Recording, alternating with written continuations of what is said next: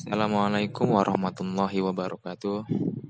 Kami dari kelompok 2, Metodologi Penelitian, kelas Sistem Informasi 6, semester 6. Di sini kami akan mempresentasikan hasil dari diskusi kami dalam mereview beberapa jurnal.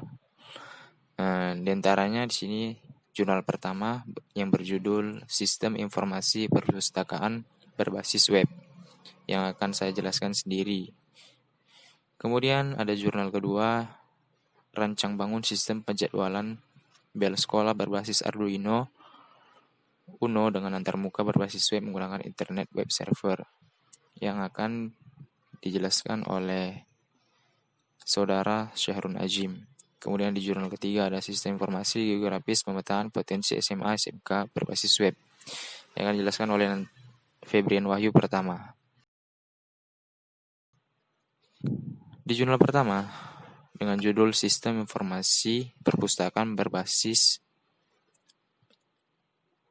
Sekolah Berbasis Web, volume 7 nomor 2 tahun 2016, penulisnya Diah Puspitasari dengan ISSN 2473-4175. Untuk latar belakang sini, perpustakaan sekolah harus dikelola dengan baik agar dapat memberi pelayanan yang baik kepada anggota, petugas perpustakaan, dan pimpinan dalam mencari referensi. Pelayanan yang baik dapat dilihat pada kemudahan anggota mendapatkan informasi yang cepat dan akurat. Dengan perkembangan teknologi komunikasi data, sistem informasi perpustakaan sekolah dapat dibangun sebagai sistem informasi perpustakaan online atau berbasis web. Tujuannya dilakukan penelitian ini untuk menciptakan sebuah sistem informasi perpustakaan berbasis web yang dapat memberikan informasi perpustakaan dengan cepat, tepat, dan akurat. Metode yang digunakan dalam penelitian ini menggunakan System Development Life Cycle atau SDLC dengan model waterfall atau air terjun. Sering juga disebut sequential linear, alur hidup klasik atau classic life cycle. Intinya ini dimulai dari analisis, desain, pengujian, dan tahap pendukung atau support. Untuk kelebihan dan kekurangan dari jurnal ini,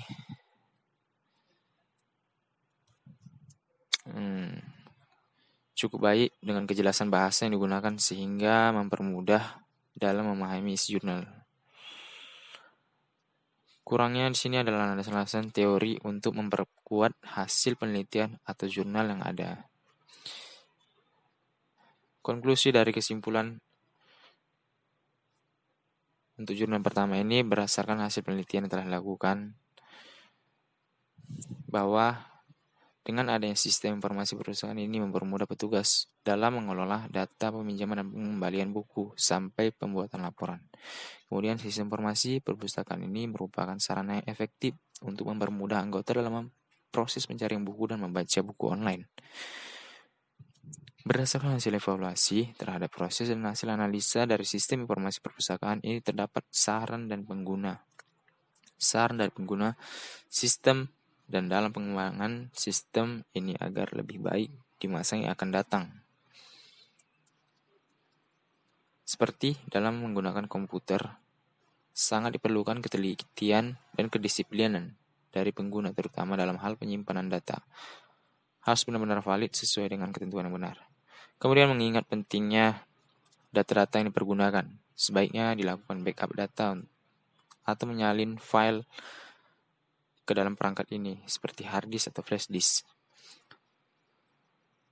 Terakhir, sistem informasi ini harus selalu dilakukan pembaharuan program dan pengecekan kembali agar sistem yang diusulkan untuk menjaga dan meningkatkan kualitas sistem.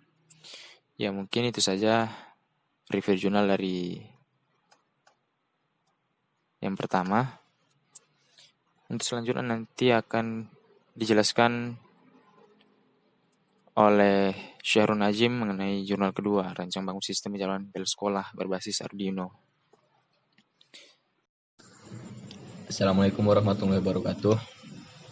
Saya Syahrul Najim akan melanjutkan penjelasan jurnal kedua dengan judul Rancang Bangun Sistem Penjadwalan Bel Sekolah berbasis Arduino Uno dengan antarmuka berbasis web menggunakan Ethernet Web Server.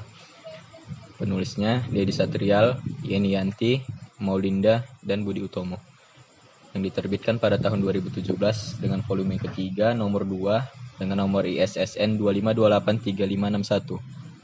Tujuan penelitian, kedisiplinan waktu pengajaran selalu diidentikan dengan keteraturan pergantian waktu belajar, dan pemberitahuan pergantian waktu belajar selalu diidentikan dengan bel sekolah. Jurnal berikut menggunakan metodologi penelitian yang dilakukan dalam perancangan sistem bel otomatis ini dibagi ke dalam beberapa tahapan, yaitu tahap desain rangkaian dan desain flowchart program. Tahap perakitan rangkaian dan programan serta diakhiri dengan tahapan pengujian sistem. Secara umum, sistem penggunaan sistem bel sekolah otomatis berbasis Ethernet Web Server diawali dengan pengguna mengakses antarmuka sistem penjadwalan bel menggunakan browser, dan dilanjutkan dengan menginput data jadwal bel sekolah dan menyimpannya.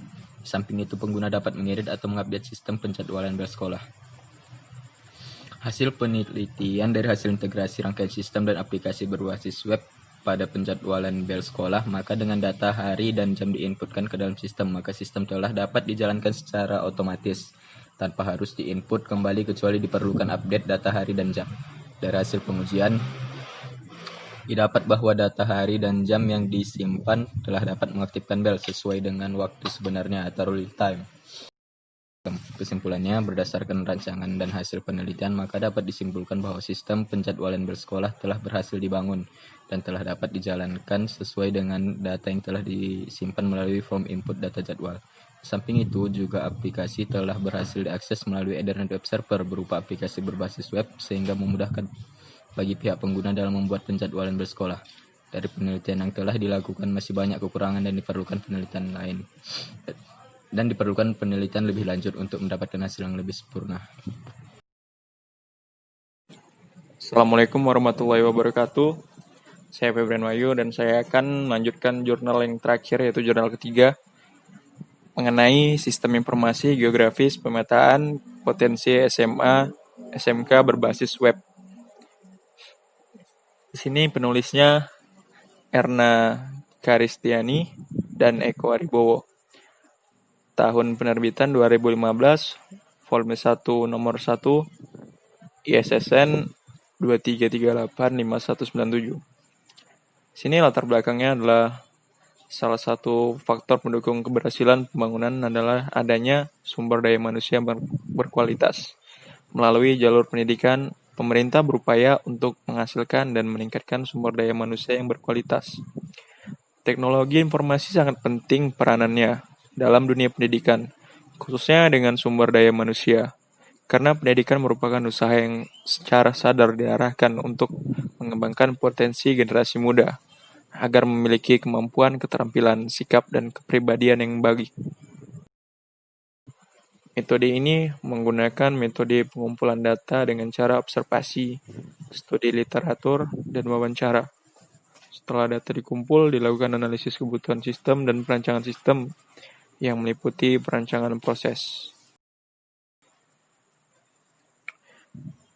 Dan kelebihan dan kekurangannya itu ada yang satu data yang terpusat bisa menjangkau pengguna yang luas bahkan seluruh dunia dengan biaya yang cukup murah. Penggunaan tidak perlu perangkat lunak khusus menggunakan internet browser seperti Mozilla Firefox dan sebagainya. Penggunaan yang lebih mudah dan juga akses yang sangat menguntungkan. Itu adalah kelebihannya. Kekurangan dari WebGIS adalah waktu akses tergantung pada komputer server. Resolusi dan ukurannya perlu diperbaiki. Di antaranya adalah support dual monitor, high resolution setting, toolbar, dan menu browser layout yang efisien. Kompleksitasnya dan ketahanannya itu kurang. Jadi kesimpulannya dari pembahasan jurnal ini, adanya sistem informasi geografis yang berbasis web menggunakan bahasa pemrograman PHP berbasis framework dan tampilan peta yang merupakan servis dari Google Map akan mempermudah pengguna dalam mencari lokasi SMA, SMK, dan mempermudahkan dalam mendapatkan informasi SMA, SMK. Sistem yang dibuat meliputi input, edit, data SMK dan SMA, penentuan titik-titik SMA, SMK, dan jarak SMA, SMK tersebut berdasarkan radius yang ditentukan. Jadi, sekian penjelasan dari jurnal ketiga ini tentang sistem informasi geografis pemetaan. Dan di sini dapat kesimpulan bahwa sistem ini sangat menguntungkan buat pemerintah dalam mengetahui pemetaan SMA, SMK dalam berbasis web. Sekian dari saya, dan sekian penjelasan dari kelompok kami. Wassalamualaikum warahmatullahi wabarakatuh.